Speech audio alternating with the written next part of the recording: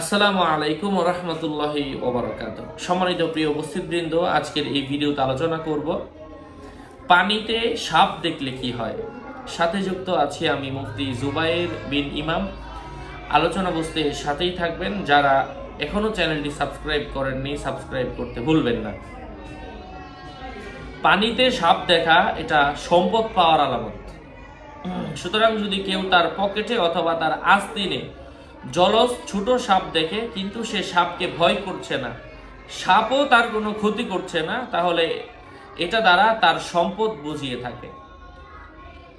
স্বপ্নে শত্রুকে তার ক্ষতি করার চেষ্টা করতে দেখলে অথবা কোনো ব্যক্তি যদি দেখে তার ঘরে সাপ প্রবেশ করেছে কিন্তু সাপ তার ক্ষতি ছাড়াই বের হয়ে যাচ্ছে, তাহলে তার পরিবার এবং আত্মীয় স্বজনদের মধ্য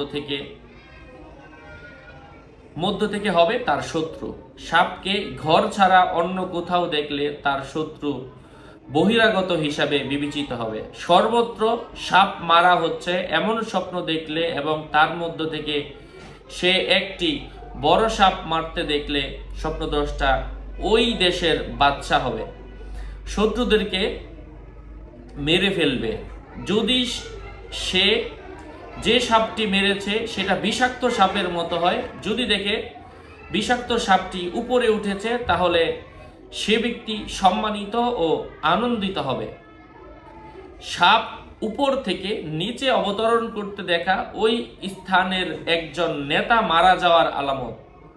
সাপ মাটি থেকে বের হতে দেখা সেখানকার শাস্তির ইঙ্গিত। বাগান ভর্তি সাপ দেখলে তার বাগান চুক্তি পাবে এবং তার বাগানে যেসব গাছ আছে এগুলো বৃদ্ধি পাবে ও বেঁচে থাকবে। এ বিষয়ে একটা ঘটনা রয়েছে।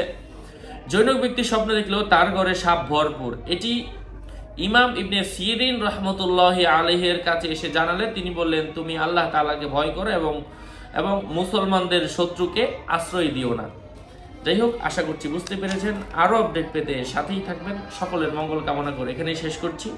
দেখা হবে অন্য কোনো এপিসোডে। আসসালামু আলাইকুম ওয়া রাহমাতুল্লাহি ওয়া বারাকাতুহু।